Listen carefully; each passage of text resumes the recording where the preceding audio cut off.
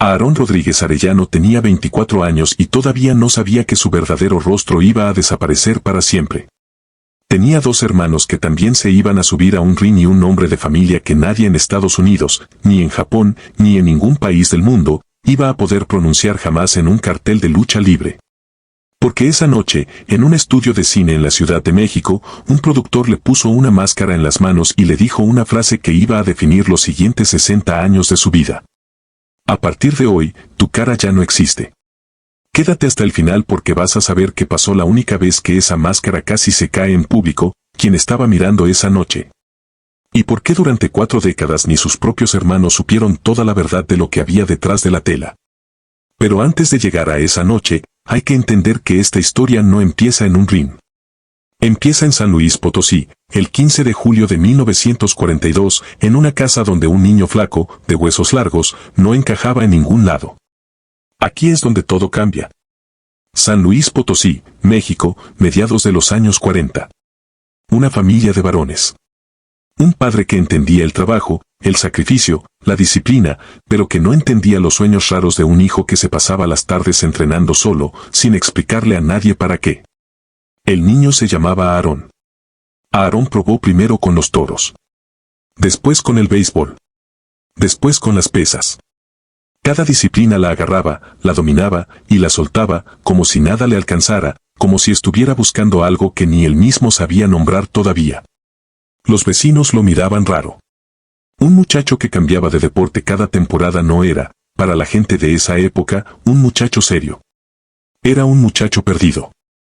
Y en una casa mexicana de los años 50, ser el hijo perdido tenía un precio.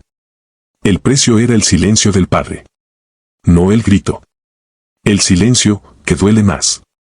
Aarón medía casi 1.90. Pesaba más de 100 kilos. Tenía el cuerpo de alguien que el destino ya había decidido para algo grande, pero nadie a su alrededor sabía todavía para qué. Y mientras él seguía probando deportes sin encontrar el suyo, en la misma casa crecían 2 hermanos más chicos que lo miraban de lejos, callados, sin saber que años después los 3 iban a terminar subidos a un ring. Cada uno bajo una máscara distinta, cada uno cargando el mismo apellido que ninguno de los 3 iba a poder decir jamás frente a un público. Guarda esto en tu mente porque va a regresar. En 1964, algo se acomodó. Aarón empezó a entrenar lucha amateur, en serio esta vez, sin cambiar de disciplina a mitad de año. Debutó con el nombre de Ricardo Durán, en arenas chicas, de las que no salían en ningún periódico. Y ese mismo año pasó algo que casi nadie recuerda hoy, algo que Aarón cargó en silencio el resto de su vida. Lo eligieron para representar a México en los Juegos Olímpicos de Tokio. ¿Y sabes qué pasó con esa oportunidad? No llegó a subirse a ese avión. Y la razón por la que se quedó en tierra no fue una lesión, no fue una negativa del comité, no fue mala suerte. Fue algo mucho más simple y mucho más doloroso.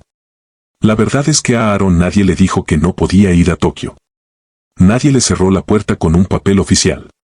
La cerró la vida diaria, la que no perdona. En 1964 competir en Juegos Olímpicos significaba viajar meses, entrenar sin sueldo, vivir de lo que la federación quisiera darte, que casi siempre era nada.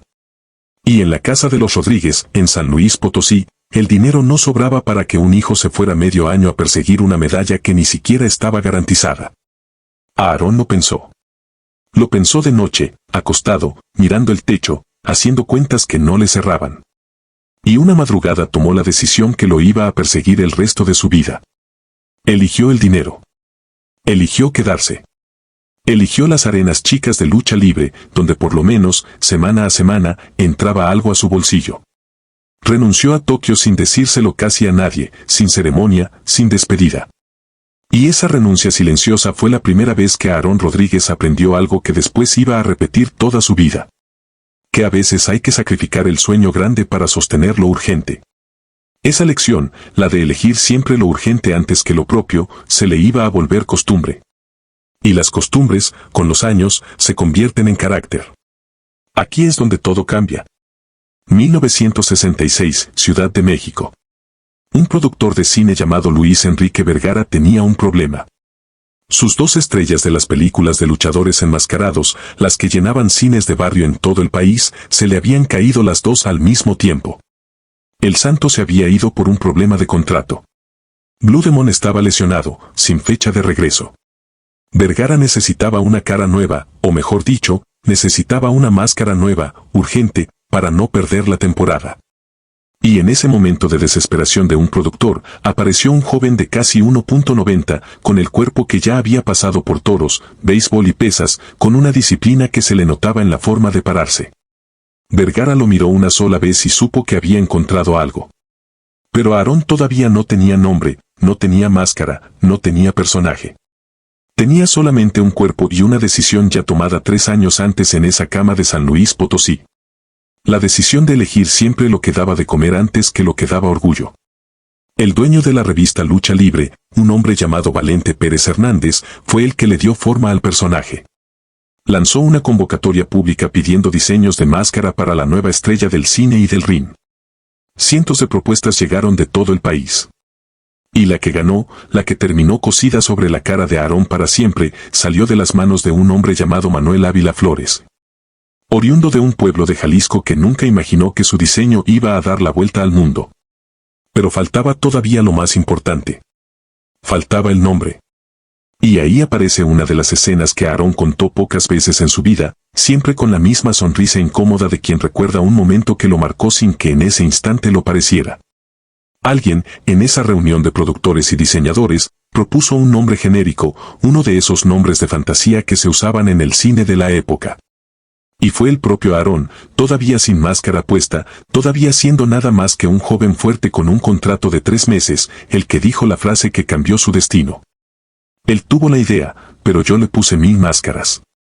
Esa frase, dicha con la voz baja de alguien que no sabía todavía lo que estaba fundando, fue el nacimiento oficial del personaje.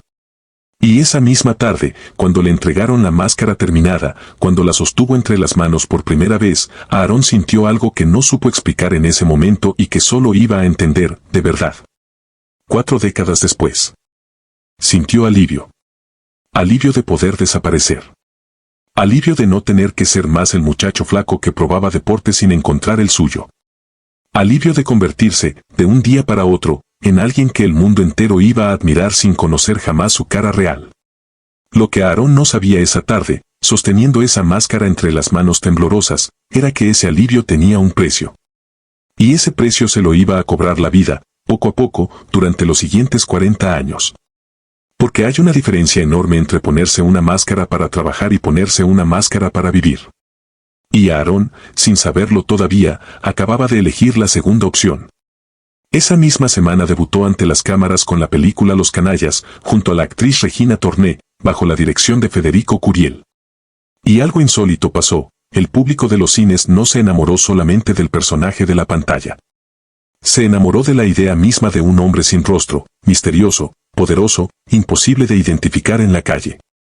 Las salas se llenaban. Los carteles multiplicaban funciones. Y mientras la fama crecía afuera, adentro de la casa familiar, en San Luis Potosí, un padre que nunca había entendido los sueños raros de su hijo, empezó a ver algo distinto en los ojos de los vecinos cuando mencionaban el apellido Rodríguez. Ya no era lástima. Era otra cosa. Pero esa otra cosa tampoco era del todo orgullo, porque el padre sabía algo que el público no sabía, que el hijo que triunfaba en las pantallas de todo México ya no tenía cara en ningún lado. Ni siquiera en su propia casa el hijo se sacaba la máscara con la misma libertad de antes. Algo se había cerrado. Algo se había sellado la tarde en que Aarón sostuvo esa tela entre las manos y sintió alivio en lugar de miedo. Aquí es donde todo cambia otra vez. Lo que vino después fue mucho más grande de lo que cualquiera pudo imaginar, pero también mucho más solitario. Porque en la misma casa donde Aarón había crecido probando deportes sin encontrar el suyo, había 2 hermanos más chicos que lo observaban de lejos, en silencio. Sin saber todavía que años después los 3 iban a terminar subidos al mismo tipo de ring, bajo el mismo tipo de tela, cargando el mismo apellido que ninguno de los 3 iba a poder pronunciar jamás frente a una cámara. Los 2 hermanos se llamaban José Luis y Pablo. Y cuando vieron lo que la máscara le había dado a Aarón, no vieron solamente fama. Vieron una salida. Porque en esa casa de San Luis Potosí, ser el hermano menor del hombre que llenaba cines significaba vivir bajo una sombra que no tenía forma de rostro, pero que pesaba igual. José Luis fue el primero en seguir el camino. Entrenó, debutó, y se puso su propia máscara bajo el nombre de Dos Caras. Pablo hizo lo mismo poco después, convirtiéndose en psicodélico. Y de un día para otro, la familia Rodríguez de San Luis Potosí tenía 3 hombres enmascarados subiéndose a rings distintos, en ciudades distintas, bajo nombres que nadie del público iba a conectar jamás entre sí. Nadie sabía que Mil Máscaras, Dos Caras y Psicodélico compartían la misma sangre. Nadie sabía que se habían criado en el mismo cuarto, que habían comido en la misma mesa, que habían escuchado el mismo silencio de un padre que no entendía los sueños raros de sus hijos. El público los aplaudía por separado, sin imaginar jamás que detrás de esas 3 máscaras distintas latía la misma historia familiar. Y ahí empezó algo que Aarón jamás contó en las entrevistas de televisión, algo que solo salió, de a poco, en conversaciones privadas muchos años después. Porque ser el hermano mayor, el que abrió el camino, el que le puso nombre al personaje que después iba a inspirar a los otros 2, no era gratis. Cada vez que José Luis o Pablo subían a un ring, la comparación estaba ahí, invisible, pero presente. Cada vez que un promotor armaba una cartelera, la pregunta silenciosa flotaba en el aire. ¿Este va a llenar el estadio como el hermano mayor? Dos Caras y Psicodélico construyeron carreras propias, respetables, con público fiel. Pero ninguno de los 2 alcanzó jamás la dimensión internacional que alcanzó Mil Máscaras. Y esa diferencia, nunca dicha en voz alta, nunca discutida abiertamente en ninguna cena familiar, se convirtió en la primera grieta silenciosa entre los 3 hermanos enmascarados. Una grieta que, como todo en esta familia, nadie se animaba a nombrar de frente. Con el paso de los años apareció incluso una 4ª generación cargando el mismo linaje sin que el público lo notara. Un sobrino de Aarón, hijo de uno de sus hermanos, terminó convirtiéndose en una de las figuras más grandes de la lucha libre a nivel mundial bajo el nombre de Alberto del Río. Y así, sin que casi nadie lo supiera, la familia Rodríguez de San Luis Potosí terminó siendo una de las dinastías enmascaradas más influyentes de la historia, con 3 generaciones distintas subidas al ring. Cada una bajo su propia tela, cada una cargando el mismo apellido que jamás se dijo en un micrófono. Aquí es donde todo cambia otra vez. Mientras la fama crecía en México, algo mucho más grande estaba por pasar del otro lado del océano, en un país donde la cultura del rostro oculto no era una rareza, sino casi una forma de respeto. En 1970, Mil Máscaras llegó a Japón por primera vez y lo que encontró ahí lo cambió para siempre. El público japonés no lo miró como a un extranjero curioso. Lo miró como a una revelación. La estética del hombre sin rostro, ágil, veloz, imposible de anticipar, conectó con algo profundo en la cultura japonesa de la lucha. Y Aarón, sin saberlo todavía, se estaba convirtiendo en la semilla de toda una generación de luchadores enmascarados japoneses que iban a nacer inspirados directamente en él. Años después, una leyenda del propio Japón, un hombre que había competido bajo el nombre de Tiger Mask, iba a reconocer en público algo que pocos extranjeros lograron escuchar de esa boca. Que sin la influencia de Mil Máscaras, luchadores como Jushin Liger, Último Dragón y Great Sasuke jamás hubieran tenido el camino que tuvieron. Guarda esto en tu mente porque va a regresar. Aarón se convertía, viaje tras viaje, en un fenómeno verdaderamente internacional, algo que ningún luchador mexicano había logrado antes. Estados Unidos, Japón, toda Latinoamérica. Carteleras que lo esperaban meses, hoteles distintos cada semana, giras que lo mantenían lejos de México durante temporadas enteras. Y mientras el mito crecía afuera, la máscara se volvía cada vez más una segunda piel, una prenda que ya no se sacaba solamente para trabajar. La usaba para viajar. La usaba para entrar y salir de hoteles sin ser reconocido. La usaba, incluso, en algunas ocasiones privadas donde cualquier otra persona hubiera preferido mostrar su rostro real. Porque para entonces, Aarón ya no estaba seguro de dónde terminaba Mil Máscaras y dónde empezaba el muchacho de San Luis Potosí que alguna vez había renunciado a unos Juegos Olímpicos por necesidad. Y en medio de esa doble vida cada vez más difusa, pasó algo en México que muy pocas personas conocen hasta el día de hoy, algo que ocurrió lejos de los reflectores. En una fiesta privada organizada por uno de los hombres más poderosos y temidos del país en esos años.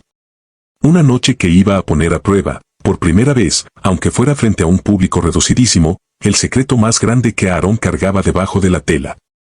Corrían los años del auge del narcotráfico en el occidente de México, y entre los hombres más poderosos de esa época estaba Rafael Caro Quintero, fundador de uno de los cárteles más grandes que tuvo el país.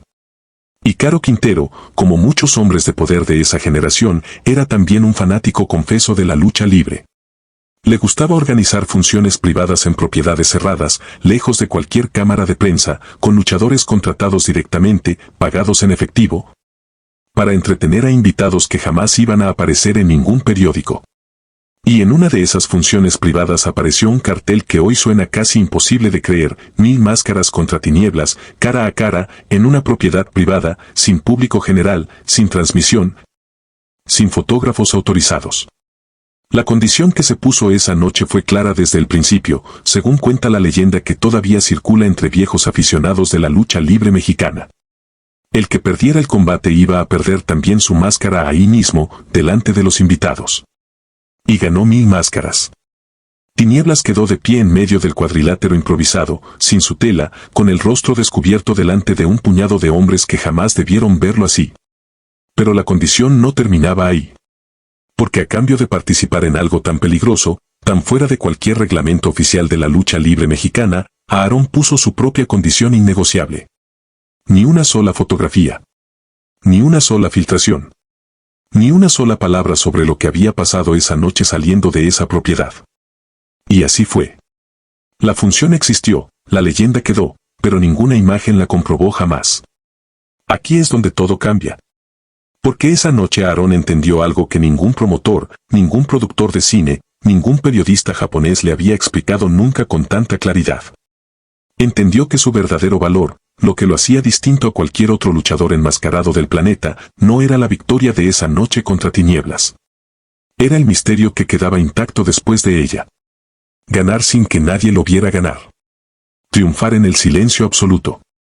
Esa fue la lección más oscura que le dejó esa fiesta privada, y fue también la que más profundo se le clavó. Porque a partir de esa noche, Aarón empezó a aplicar la misma lógica fuera del ring. Empezó a medir cada aparición pública, cada entrevista, cada fotografía, con la misma frialdad con la que había medido esa condición frente a Caro Quintero. Ni una imagen de más. Ni una palabra de más. Ni una grieta por donde el mundo pudiera entrar a ver quién era realmente el hombre debajo de la tela. Y esa frialdad, ese control absoluto sobre su propia imagen, empezó a filtrarse también hacia adentro, hacia la casa, hacia la familia. Porque un hombre que aprende a no mostrarse jamás en público, tarde o temprano deja de saber cómo mostrarse también en privado. Aarón se casó por primera vez a mediados de esa década de crecimiento imparable. Tuvo hijos.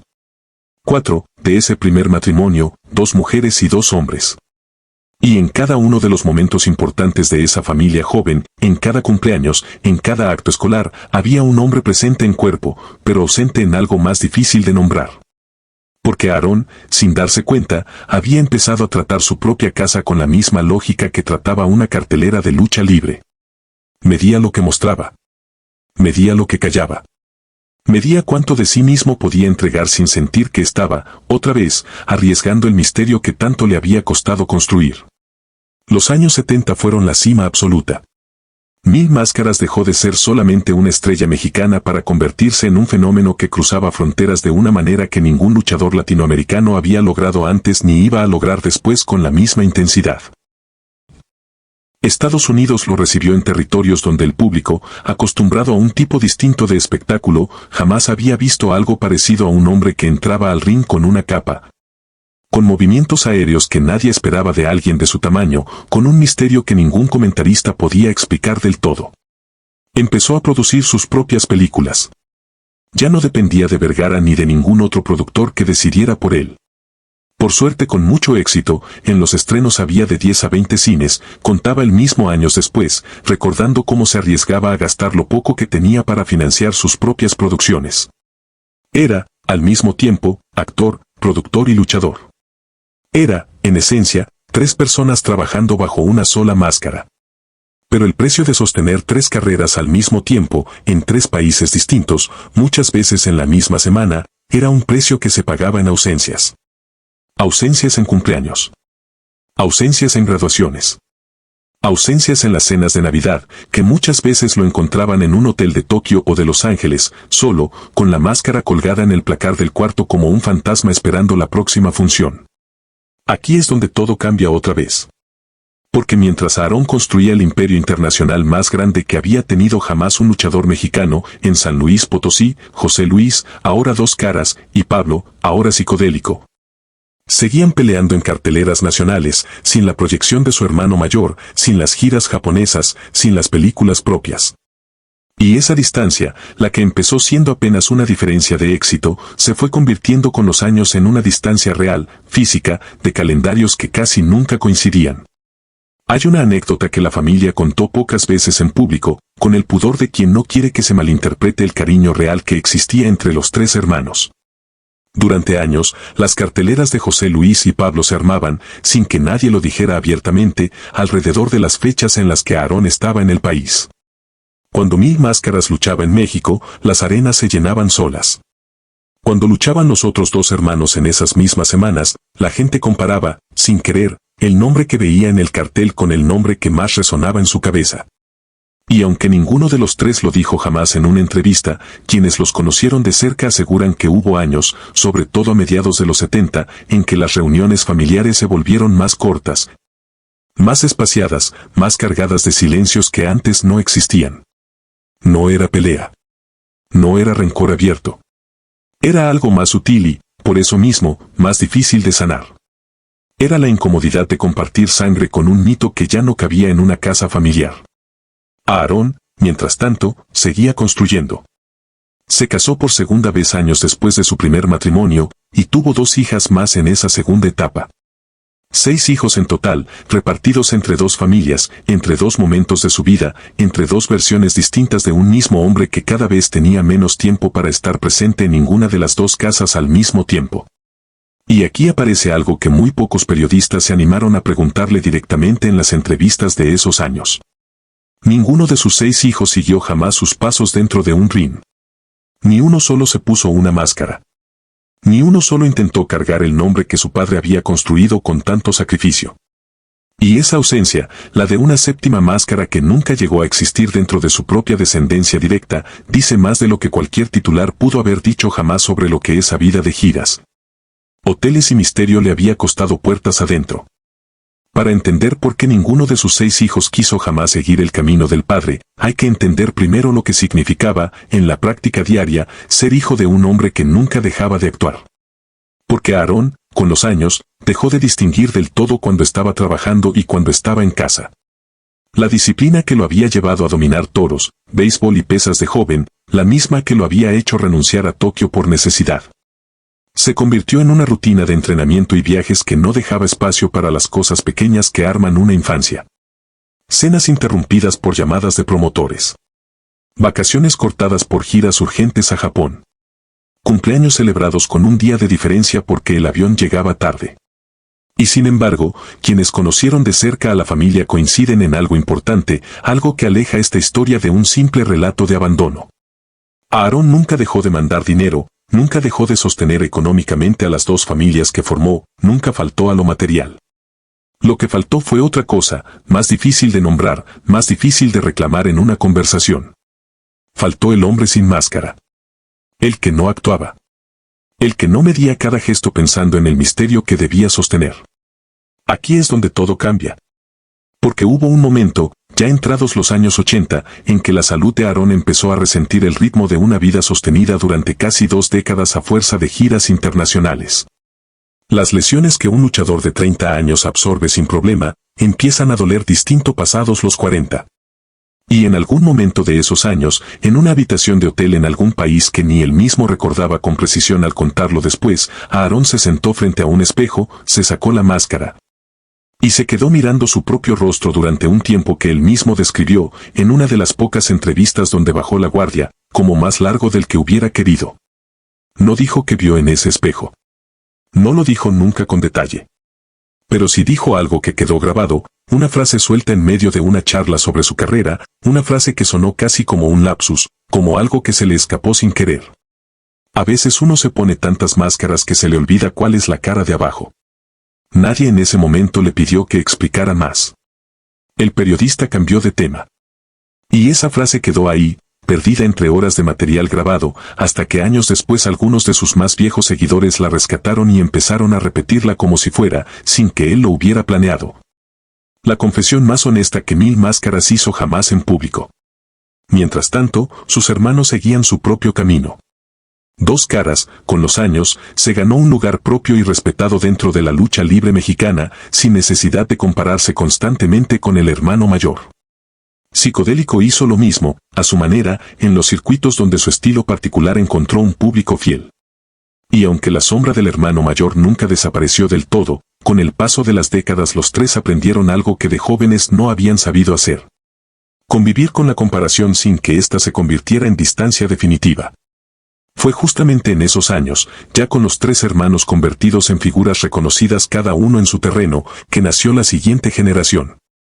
Un sobrino de Aarón, criado viendo tres máscaras distintas circular por la misma familia, decidió que él también quería subirse a un ring. Y lo que empezó como un juego de infancia, imitando a un tío y a un padre que llenaban arenas, terminó convirtiéndose, décadas después, en una de las carreras más importantes que dio la lucha libre mexicana en el escenario internacional, bajo el nombre de Alberto del Río. Pero volvamos a esa frase del espejo, porque ahí está, en realidad, el corazón verdadero de esta historia. A veces uno se pone tantas máscaras que se le olvida cuál es la cara de abajo. Esa frase no la dijo un hombre arrepentido de su carrera. Aarón jamás se arrepintió de haber sido Mil Máscaras.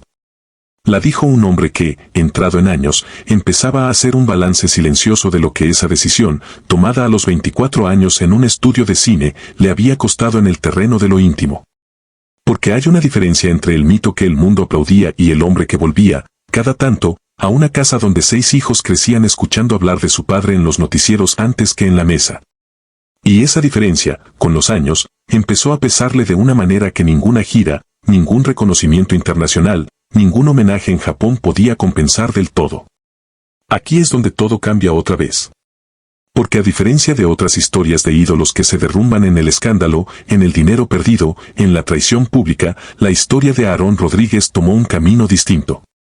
Un camino más silencioso, pero no por eso menos doloroso. El suyo no fue el colapso de una fortuna ni la traición de un familiar cercano robándole a sus espaldas. El suyo fue algo más parecido a una lenta desaparición del hombre real, tapado, capa sobre capa, por un personaje que había resultado demasiado exitoso para poder abandonarlo nunca del todo. En el año 2012, ya con 70 años cumplidos, llegó el reconocimiento más grande de su carrera. Fue incluido en el Salón de la Fama de la WWE, la empresa de lucha libre más importante del mundo, un honor reservado para muy pocos extranjeros. Y menos todavía para luchadores que jamás habían trabajado de manera regular dentro de esa compañía. Fue reconocido, en ese escenario, no solamente como un gran atleta, sino como el hombre que había inventado, prácticamente solo, la estética del luchador enmascarado internacional. La que después iba a inspirar a generaciones enteras en Japón, en Estados Unidos, en toda Latinoamérica.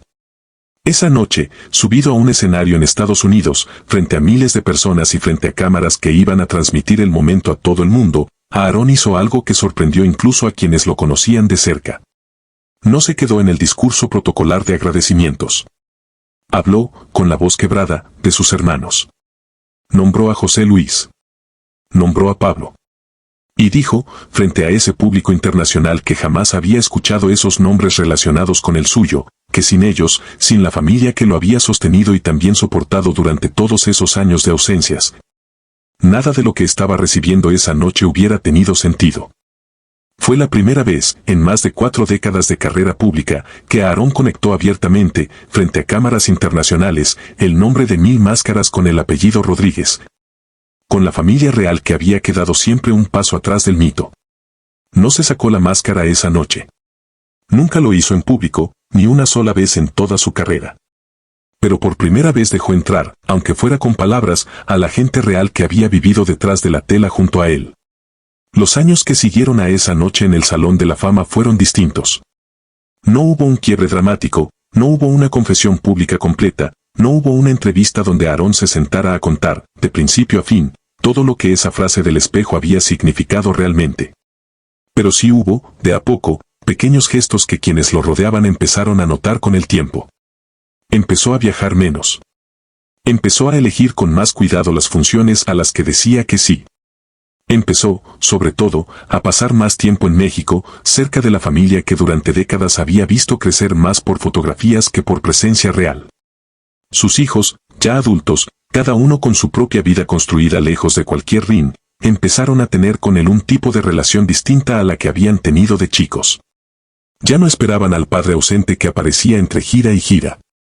Ahora se encontraban con un hombre mayor que, por primera vez en mucho tiempo, parecía tener ganas de estar simplemente presente, sin la urgencia de la próxima cartelera empujándolo hacia la puerta. Aquí es donde todo cambia, por última vez. Porque en los circuitos independientes de lucha libre, donde Aarón siguió trabajando incluso pasados los 80 años, algo curioso empezó a pasar. Ya no luchaba para construir un imperio. Ya no luchaba para demostrarle nada a nadie. Luchaba, según contaron varios de los promotores que trabajaron con él en esa última etapa, casi como quien vuelve a un lugar seguro. Como si la máscara, que durante años había sido una obligación, un personaje que sostener a cualquier costo, se hubiera convertido finalmente en otra cosa. En un refugio elegido, no impuesto. Y ahí está, quizás, la clave más honesta de toda esta historia.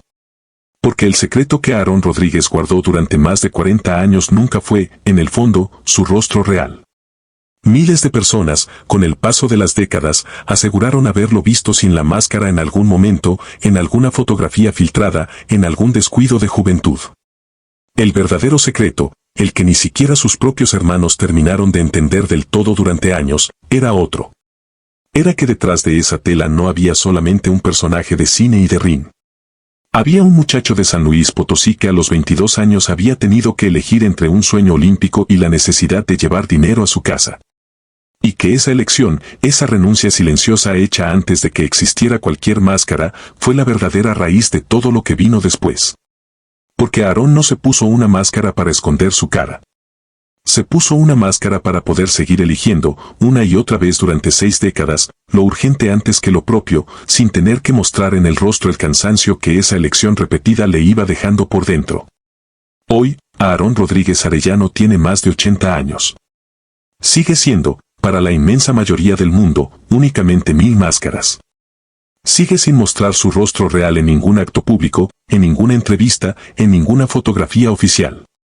Y probablemente, si algo se puede afirmar con certeza sobre este hombre después de recorrer toda su historia, es que va a sostener ese misterio hasta el último día de su vida, no porque tenga algo que ocultar, sino porque esa tela terminó siendo, más que un disfraz, la forma en la que finalmente logró hacer las paces con el muchacho inquieto que de joven no encontraba su lugar en ningún deporte. La familia Rodríguez de San Luis Potosí sigue siendo, hasta el día de hoy, una de las dinastías más singulares que dio jamás la lucha libre mundial. 3 hermanos que se pusieron 3 máscaras distintas para escapar, cada uno a su manera, de la misma sombra paterna del silencio. Un sobrino que llevó ese legado a escenarios que ni el propio Aarón hubiera imaginado de joven. Y 6 hijos que, aún sin seguir jamás el camino del ring, terminaron heredando, cada uno a su manera, la lección más difícil que su padre aprendió a los 22 años frente a una decisión que no tenía vuelta atrás.